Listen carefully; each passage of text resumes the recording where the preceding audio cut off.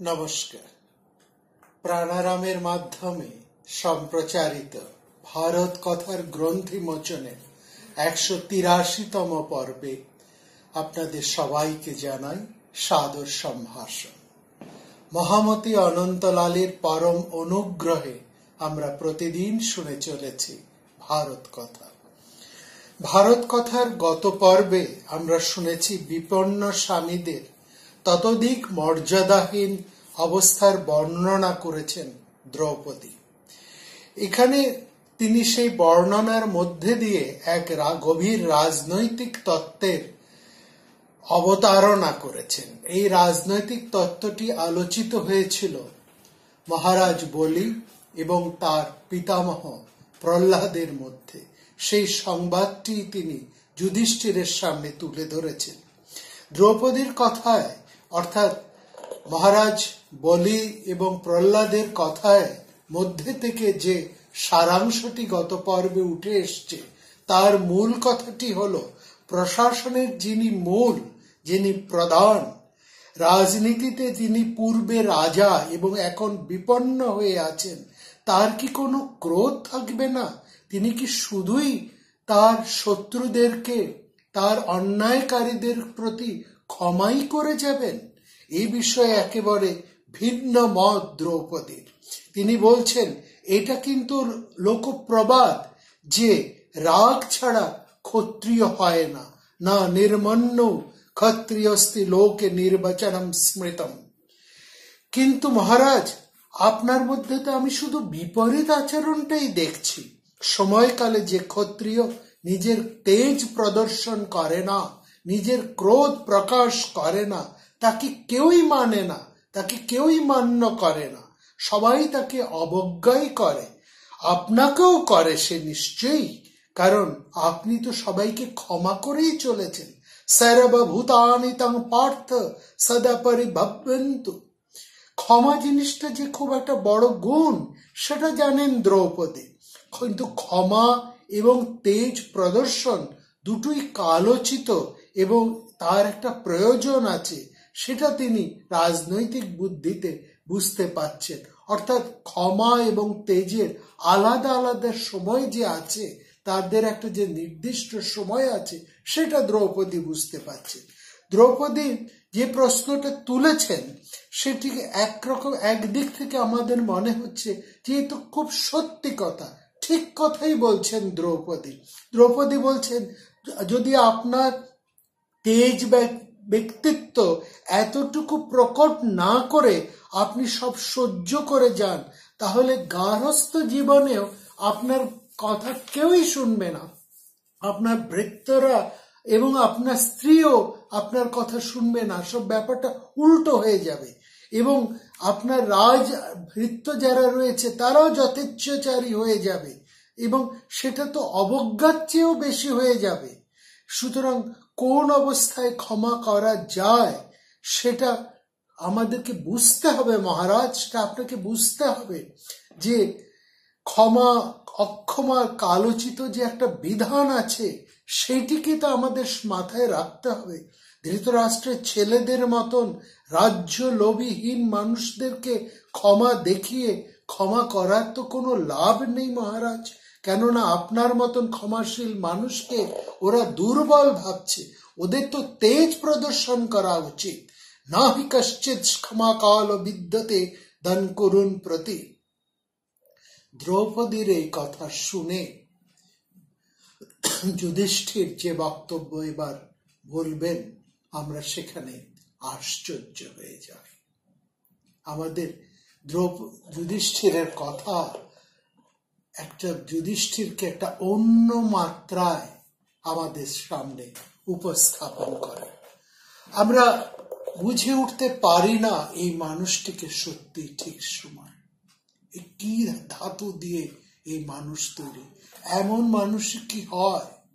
আসলে এই কথা, এই দুটি অবস্থা, এই দুটি প্রকৃতির একটা পূর্বাহ্নকালীন ইঙ্গিতই দিয়ে গেছেন মহর্ষি দালভ্য। তিনি বলেছেন ক্ষত্রিয়ের তেজ এবং ব্রাহ্মণ্যের তেজ, এই দুইয়ের কথা।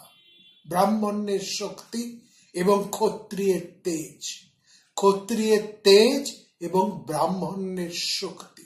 ক্ষত্রিয়ের তেজ হচ্ছে তার ক্রোধ, তার বিক্রম, যা দ্রৌপদীর মধ্যে রয়েছে। দ্রৌপদী ক্ষত্রিয়া নারী, তার সমস্ত শিরা উপশিরা ক্ষত্রিয়ের তেজ ফুটে বেরোচ্ছে, তিনি কিছুতেই সহ্য করতে পারছেন না। অন্যদিকে যুধিষ্ঠির ক্ষত্রিয় হয়েও তার মধ্যে ব্রাহ্মণ্যের শক্তি রয়েছে। সেই ব্রাহ্মণ্য শক্তি থেকেই যুধিষ্ঠির এবার বলা আরম্ভ করছেন, বলছেন, হে মহাপ্রাজ্ঞে, দ্রৌপদীকে, মহাপ্রাজ্ঞ দ্রৌপদীর কথা ফেলতে পাচ্ছেন না, যুক্তি একেবারেই উড়িয়ে দিতে পাচ্ছেন না মনস্বিনী দ্রৌপদীর কথা। তাই দ্রৌপদীকে মহাপ্রাজ্ঞ বলছেন, ইতি বিদ্ধি মহাপ্রাজ্ঞে, এটা তুমি জেনো, হে মহাপ্রাজ্ঞে, এটা তুমি জেনে রাখো যে ক্রোধ মানুষের হন্তা হয়, আবার ক্রোধ মানুষের মঙ্গলও সাধন করে। অর্থাৎ ক্রোধ কখনো মানুষকে শেষ করে দেয়, আবার ক্রোধ কখনো মানুষের মঙ্গল সাধন করে। অতএব মঙ্গল ও অমঙ্গল এই ক্রোধ থেকেই সৃষ্টি হয়। যে মানুষ ক্রোধ সহ্য করতে পারে তার মঙ্গল হয়, আবার যে মানুষ ক্রোধ সহ্য করতে পারে না, সেই ক্রোধই তার অমঙ্গল ডেকে নিয়ে আসে, তার বিনাশও তৈরি করে ফেলে তার ক্রোধ। সুতরাং আমার মত হলো এই যে ক্রোধ লোকনাশক, যে ক্রোধ মানুষকে শেষ করে ফেলে, এমনকি তাকে পাপী করে ফেলে, এমনকি তাকে গুরু হত্যাকারী পর্যন্ত করে ফেলে, এই ক্রোধ ভয়ানক। এবং একজন ক্রোধী মানুষ নিষ্ঠুর কথা বলে মানুষের অন্তরকে দগ্ধ করে দেয়, কারণ একজন ক্রুদ্ধ মানুষ সে যে কি বলছে সে তা নিজে বুঝতেই পারে না, এবং একজন ক্রুদ্ধ মানুষের কর্তব্য অকর্তব্য জ্ঞান পর্যন্ত লোপ পায়। ক্রোধ বশত মানুষ অবদ্ধকেও মেরে ফেলে, যার গায়ে হাত দেওয়া উচিত নয় তাকে পর্যন্ত মেরে ফেলে। ক্রুদ্ধ লোক তারপরে নিজেকেও শেষ করে ফেলে। এই সমস্ত ক্রোধের দোষ দেখে ইহলোক এবং পরলোকের মঙ্গল লাভের জন্য জ্ঞানীরা সবাইকে ক্রোধ জয়ের কথাই বারবার বলেছেন। জ্ঞানীরা ক্রোধের চরমতা লক্ষ্য করে মানুষকে ক্রোধ জয়ী হবার কথাই বলেছেন। শোনো হে দ্রৌপদী, এই সমস্ত বিবেচনা করে আমার ক্রোধ কিন্তু আমি সম্বরণ করছি। অন্যে ক্রুদ্ধ হয়েও তার প্রতি যে ক্রোধ প্রকাশ করে না, সেই দুজনই একজন অপরজনকে কিন্তু রক্ষা করে চলে। যে লোক অন্যকে কষ্ট দিয়ে চলেছে তার প্রতি ক্রুদ্ধ হয় নিশ্চয়ই হতে হয়, কিন্তু দুর্বল লোক নিজের ক্রোধ সহ্য করতে পারে না বলে সে নিজের প্রাণ পর্যন্ত এই ক্রোধের জ্বালায় বিসর্জন দিয়ে ফেলে। সুতরাং ক্রোধকে নিরুদ্ধ করাই উচিত, এবং দুর্বল মানুষ সেটা করতে পারে না বলে দুর্বল মানুষ নিজের সর্বনাশ ঘটিয়ে ফেলে। সজ্জনেরা সবসময় ক্রোধ জয়েরই প্রশংসা করে এসেছেন। সজ্জন মানুষরা এটাই বারবার সংসারে বলে এসেছেন, এই জগতে ক্ষমাশীল সাধু লোকেরাই সবসময় জয়ী হন এবং মিথ্যা হতে সে রক্ষা পায়। নৃশংসতা হতে অনৃশংসতাই সবসময় ভালো, এটা সমাজে সব সুধী ব্যক্তিরাই বলেছে। আমরা পরবর্তীকালে যুধিষ্ঠিরের জীবনে যে অনৃশংসতার মন্ত্র, সেটি আমরা কিন্তু লক্ষ্য করব।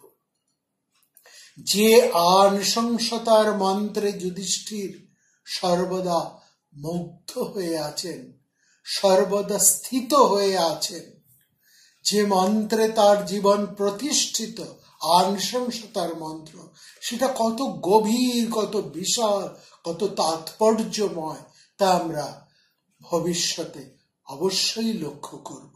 সেই কথাই তিনি বলছেন, নৃশংসতা হতে নৃশংসতা ভালো। এবং এই সবসময় মানুষের নৃশংস হওয়ারই চেষ্টা করতে হয়। ক্রোধ বহু দোষে দুষ্ট এবং সাধুজন পরিত্যক্ত। দুর্যোধনকে বধ করার উদ্দেশ্য সেই জন্য কি আমি শুধু ক্রোধ করে যাব? দূরদর্শী পণ্ডিতরা যাকে তেজস্বী বলেন, তার চিত্তে কিন্তু কখনোই ক্রোধ থাকে না, এটা আমি নিশ্চিত করে জানি। এখানে বলছে তেজস্বিতি জমের হুবেই পণ্ডিতা দীর্ঘদর্শিনা ন ক্রোধম্বর অভ্যন্তরতস্য ভবতীতি বিনিশ্চিত। যে মানুষ তেজস্বী হয়, তার অন্তরে কি ক্রোধ থাকে দ্রৌপদী? কখনো ক্রোধ থাকে না। তেজস্বীর তেজ আর ক্রোধ সম্পূর্ণ দুটো আলাদা, এই কথা বলতে চাইছেন যুধিষ্ঠির।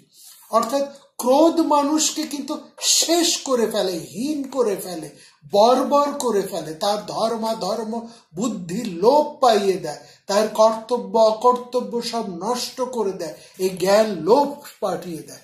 তাকে কিন্তু তেজস্বী বলে না।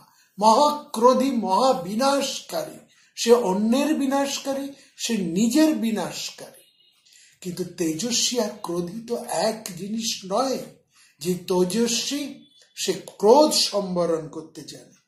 ক্রুদ্ধ লোক তার নিজের কর্তব্য অকর্তব্য বিষয় বুঝতে পারে না, নিজের মর্যাদাও রক্ষা করতে পারে না, অন্যের মর্যাদাও সে রক্ষা করতে পারে না। ক্রুদ্ধ লোক যাদেরকে বধ করা উচিত নয়, তাদেরকেও বধ করে, গুরুজনদেরকে সে অপমান করে ফেলে। তেজস্বীরা সেই জন্য সবসময় ক্রোধকে দূরে সরিয়ে রেখেছেন। মনে রাখবে দ্রৌপদী, দক্ষতা, উৎসাহ, বীরত্ব এবং ক্ষিপ্রকারিতা, এই চারটি হচ্ছে তেজের গুণ। কিন্তু যে মানুষ ক্রোধী, সে এই চারটি গুণ যথাযথভাবে লাভ করতে পারে না। লক্ষ্য করুন, আগের পর্বে আমরা দ্রৌপদীর মুখে ধ্রুবপদের মতন বারবার শুনেছি, মহারাজ আপনার কি ক্রোধ হয় না? মহারাজ আপনার কি ক্রোধ হয় না? মহারাজ আপনার কি রাগ হয় না? আপনার কি তেজ হয় না? দ্রৌপদী ক্রোধ আর তেজ দুটোকে গুলিয়ে ফেলেছে, এক করে ফেলেছে, মিশিয়ে ফেলেছে। যুধিষ্ঠির শান্ত স্থির ভাবে যুক্তি দিয়ে দুটোকে আলাদা করে দ্রৌপদীকে বোঝাচ্ছেন। বলছেন, যে মানুষ তেজস্বী, সে মানুষের অন্তরে কিন্তু ক্রোধ নেই। ক্রোধ মানুষকে নষ্ট করে, তেজস্বী কিন্তু মানুষের মঙ্গল সাধন করে, নিজেরও উত্তরণ করে। কাকে তেজস্বী বলবেন? তেজের গুণ কি? সেক্ষেত্রে যুধিষ্ঠির বলছেন, দক্ষতা, উৎসাহ, বীরত্ব, ক্ষিপ্রকারী। যে তেজস্বী, তার মধ্যে দক্ষতা আছে, তার উৎসাহ আছে, তার বীরত্ব আছে, সে ক্ষিপ্র। এই চারটি হচ্ছে তেজের গুণ। কিন্তু যার অন্তরে সবসময় ক্রোধ, সেই ক্রোধের তাড়নায় নিজের দক্ষতা, নিজের উৎসাহ, নিজের বীরত্ব, নিজের ক্ষিপ্রত্ব সব নষ্ট করে ফেলে, তার হিতাহিত জ্ঞান লোপ পায়। মানুষ ক্রোধ পরিত্যাগ করলেই যথার্থ তেজ লাভ করতে পারে, এবং সেই তেজ যথাসময়ে প্রযুক্ত হলে তা ক্রুদ্ধের পক্ষে অতি দুঃসহ হয়। মূর্খরাই ক্রোধটাকে সবসময় তেজ বলে মনে করে। এবার দ্রৌপদীকে সরাসরি যেন কথা বলছেন যুধিষ্ঠির। যুধিষ্ঠিরকে যেসব কথা বলেছেন, এবার সেই কথাই ফিরিয়ে দিচ্ছেন যুধিষ্ঠির, কিন্তু বলছেন বড় পরিশীলিত ভাষা। বলছেন, মূর্খরাই ক্রোধকে সবসময় তেজ বলে মনে করে রেখেছে। বাস্তবিক পক্ষে রজগুণের পরিণাম স্বরূপ সেই ক্রোধকে লোক সংহারের জন্যই মানুষ হৃদয়ে সৃষ্টি করেছে। অর্থাৎ রজগুণ থেকে যে ক্রোধ হয়, তা কিন্তু মানুষ সংহারের কাজেই ব্যবহার করে। আর সত্যগুণ থেকে মানুষের হৃদয়ে যে তেজের সৃষ্টি হয়, সেই তেজ দিয়ে মানুষ তার অশেষ কল্যাণ সাধন করতে পারে, তার লক্ষ্য পূরণ করতে পারে এবং সে নিজেকে উন্নত করতে পারে, সে উত্তরিত হতে পারে। অতএব সম্যক আচরণশীল মানুষ সবসময় ক্রোধ পরিত্যাগ করবে। স্বধর্মচ্যুত লোক ভালো, বরং ভালো। একজন ক্রোধী লোকের অবস্থান বর্ণনা করতে গিয়ে যুধিষ্ঠির বলছে যে মানুষ নিজের ধর্মভ্রষ্ট হয়েছে, একজন ক্রোধী লোক তার চেয়েও নিকৃষ্ট। আমাদের শাস্ত্রে বলা হয়েছে তুমি বরং প্রাণ ত্যাগ করো, কিন্তু ধর্ম ত্যাগ করবে না, নিজের ধর্ম ত্যাগ করবে না। নিজের ধর্ম মানে এখানে নিজের বৃত্তি, নিজের স্বভাব। ধর্ম বলতে এখানে রিচুয়াল নয়, কিন্তু এখানে বোঝানো হচ্ছে নিজের স্বভাব, তোমার নিজের বৃত্তি, তোমার নিজের কর্তব্য। এখানে ধর্ম বলতে স্বভাব, বৃত্তি, কর্তব্যকে বোঝানো হয়েছে। বলছে একজন স্বধর্মচ্যুত লোকের চেয়েও একজন ক্রোধী লোক নিকৃষ্ট, এটা কিন্তু নিশ্চয়। বলছেন যশস্বিনী, দ্রৌপদীকে যশস্বিনী সম্বোধন করে বলছেন একজন নির্বোধ ও হৃদয়বিহীন লোকেরা যদি সমস্ত সৎ বিষয় লঙ্ঘন করে, তবু কি আমার মতন একজন মানুষ কি তার লঙ্ঘন করবে? দ্রৌপদীকে এবার বলছেন একটা নির্বোধ মানুষ এবং যার হৃদয় নেই। ক্রোধী মানুষের হৃদয় থাকে না, কারণ তার বিচার শক্তি থাকে না। যার বিচার শক্তি নেই সে তো তার কোনো হার্টলেস, সে হৃদয়হীন। সেই রকম দ্রৌপদীকে বলছেন তুমি কি আমাকে একজন নির্বোধের মতন আচরণ করতে বলছো, একজন হৃদয়হীন মানুষের মতন আচরণ করতে বলছো? মানুষের মধ্যে যদি পৃথিবীর তুল্য ক্ষমাশীল লোক না থাকতো, তাহলে মানুষ কখনো সন্ধি করতে শিখত না, সে চিরকালই শুধু মারামারি হানাহানি করে যেত। যুধিষ্ঠির এবার চমৎকার কথা বলছেন, বলছে পৃথিবীর মধ্যে যদি এই সংসারে পৃথিবীর মতো ক্ষমাশীল লোক না থাকতো, পৃথিবীর ক্ষমাশীল, দেখুন না এই সারা পৃথিবীর মধ্যে আমরা কি উৎপীড়ন করে যাচ্ছি, পৃথিবী সব সহ্য করে যাচ্ছে, এই সহ্য শক্তি ক্ষমা গুণ। বলছেন এই পৃথিবীর তুল্য ক্ষমাশীল লোক যদি সংসারে না থাকতো, তাহলে তো কোনোদিন কেউ কারোর সঙ্গে সন্ধি করতো না, হাত মিলিয়ে চলতো না, ভালোবাসতো না, পরস্পরের কাছে এগিয়ে আসতো না, শুধু হানাহানি করে চলতো, চিরকাল শুধু মারামারি কাটাকাটি করে চলতো। তাদের মধ্যে তো কোনোদিন সন্ধি স্থাপিত হতো না।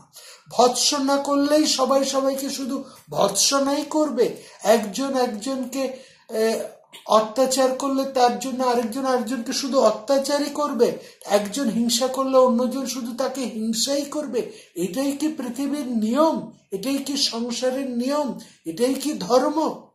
পিতৃগণ তাহলে তো পুত্রকে হত্যা করবে, পুত্ররাও পিতৃদেরকে মানে বাবারা ছেলে মেয়েদেরকে শুধু মেরেই চলবে, ছেলেরাও বাবা মাকে শুধু মেরেই চলবে। এটাই তো হবে। পতিরাও ভার্যাদেরকে আর ভার্যারাও পতিদেরকে তাহলে সবসময় অন্যায় করে চলবে, পরস্পর এটা তো হয় না। এইভাবে সমস্ত মানুষ যদি ক্রুদ্ধ হয়ে থাকে, তাহলে তো আর মানুষের সৃষ্টিই হবে না, কারণ স্ত্রী পুরুষের মধ্যে তো আর সদ্ভাবই থাকবে না। তারপর যদি রাজা ক্রুদ্ধ হয়ে থাকে, তাহলে প্রজারাই সবসময় বিনিষ্ট হয়ে যাবে। আর ক্রোধ তো শুধু বিনাশ আর অমঙ্গলই ডেকে নিয়ে আসে। কিন্তু জগৎ যখন পৃথিবীর তুল্য ক্ষমাশীল মানুষকে খুঁজে পায়, তখন সেই মানুষের জন্ম পৃথিবীর মঙ্গলের জন্যই হয়। পৃথিবীতে যখন মঙ্গল এবং শান্তি নেমে আসে, সুতরাং সর্বপ্রকার বিপদের সময়ও মানুষের ক্ষমা করাই উচিত, কারণ ক্ষমাশীল প্রাণী হতেই আর প্রাণীদের মঙ্গল হয়, প্রাণীদের সৃষ্টি হয়। প্রবল তিরস্কারে এবং তাড়নে ক্রুদ্ধ হয়েও যে মানুষ ক্ষমা করে, সেই মানুষই বুদ্ধিমান ও শক্তিশালী। সেই মানুষই সুযোগের অপেক্ষায় থেকে তার নির্দিষ্ট কর্মটি সুসম্পন্ন করতে পারে, তার নিজের মঙ্গল সাধন করতে পারে, তার লক্ষ্যে সে পৌঁছতে পারে। কিন্তু একজন অল্প বুদ্ধি ক্রোধশীল মানুষ তার ইহলোক এবং পরলোক দুইকেই নষ্ট করে। সুতরাং ক্ষমাকেই কিন্তু আমাদের স্মরণে রাখতে হবে। ক্রোধীকে আমাদের আদর্শ করে তোলা যাবে না। এই বলেই যুধিষ্ঠির বলছেন, ক্ষমা ধর্ম, ক্ষমা যজ্ঞ, ক্ষমা বেদ, ক্ষমা শ্রুতম, যস্মাবেবং বিজানীতে স সর্বং কর্তুম অর্হতি। ক্ষমা ব্রহ্ম, ক্ষমা সত্যং, ক্ষমা ভূতং চ ভাবি চ, ক্ষমা তপ, ক্ষমা শৌচং, ক্ষমা এদং ধৃতং জগৎ। অতি জগদ্বিদং লোকং ক্ষমীনং প্রাপ্নুবন্তি চ, অতি ব্রহ্মবিদং লোকান অতি চাপি তপস্বিনাম। ক্ষমা হচ্ছে মানুষের ধর্ম, ক্ষমাই হচ্ছে ব্রহ্ম। ক্ষমার ফল সবসময় মানুষের মঙ্গল তৈরি করে, তা অতীতেও দেখেছি, ভবিষ্যতেও আমরা দেখব। ক্ষমা হচ্ছে তপস্বীদের তেজ, ক্ষমা হচ্ছে তপস্বীদের তপস্যা, এবং ক্ষমাই হচ্ছে সত্য পরায়ণের সত্য, আর ক্ষমাই হচ্ছে যজ্ঞ, ক্ষমাই হচ্ছে সম।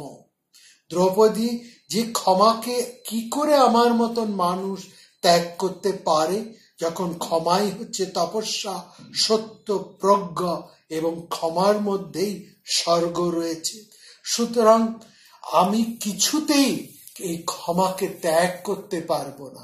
আমি কিছুতেই আমার অন্তরের মধ্যে ক্রোধের লালন করতে পারবো না, কারণ আমি যদি ক্রোধের লালন করি তাহলে আমার অন্তরস্থ সমস্ত তেজ, আমার অন্তরস্থ সমস্ত সৎ প্রবৃত্তি, আমার সমস্ত মঙ্গল ভাবনা নষ্ট হয়ে যাবে। এবং শুধু তাই নয়, আমি লক্ষ্য ভ্রষ্ট হব, আমার যা করণীয় তার থেকে আমি সরে আসব, আমি আমার নিজের বিপদ নিজে ডেকে আনব।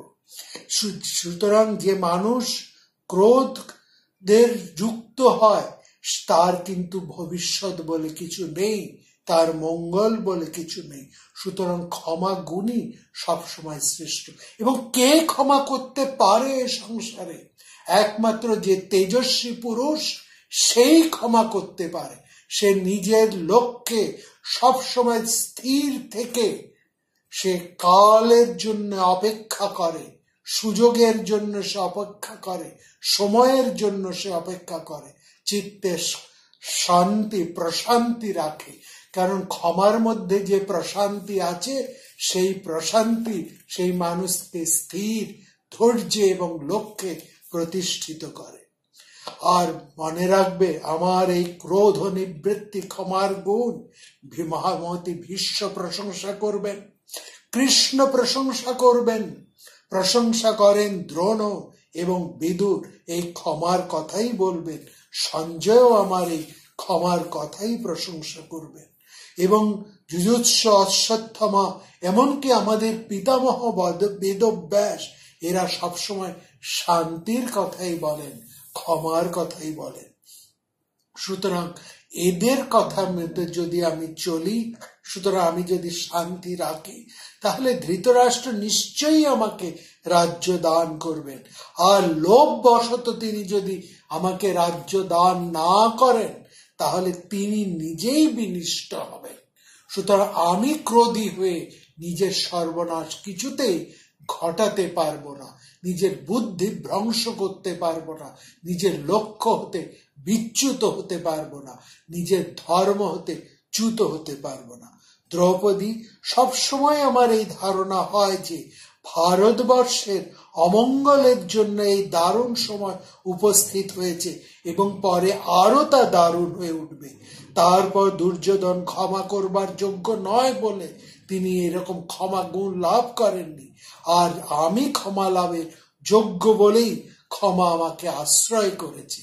আমি সেই উপযুক্ত সময়ের অপেক্ষা করব এবং আমি ক্ষমাগুণকে ধারণ করে চিত্তে স্থিত থাকব, মনের মধ্যে শান্তি রাখব। আমি কখনোই অস্থির হয়ে লক্ষ্য ভ্রষ্ট হব না। ক্ষমা এবং দয়া, এই দুটিকে চিরকাল মনীষীরা সনাতন ধর্ম বলে এসেছেন। সুতরাং আমি এই দুটিকে অবশ্যই অবলম্বন করব। যুধিষ্ঠিরের এই দীর্ঘ আলোচনার পর দ্রৌপদী কিন্তু ঈষৎ হেসে যে কথা বলতে উঠলেন তার তাৎপর্য কিন্তু কম নয়। আমরা শুনব তা আগামী পর্বে। নমস্কার।